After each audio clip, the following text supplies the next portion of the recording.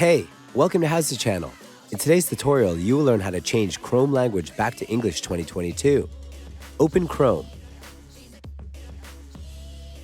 Click on the three dots at the top right corner of the window. Choose the third option from the bottom of the list. It should be Settings option. Select Languages from the left side list. It has a globe icon next to it.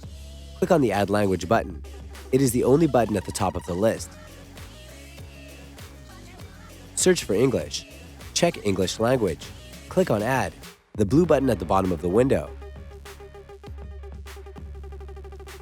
Click on the three dots next to the English language. Check Display Google Chrome in this language option. It is the first option you can check. The app will restart and will be displayed in English.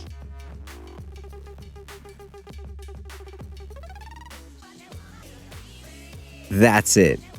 Thanks for watching the video. Please like it and let us know if you used any of our tips and tricks. Subscribe to our channel. We upload new tutorials every day. See ya!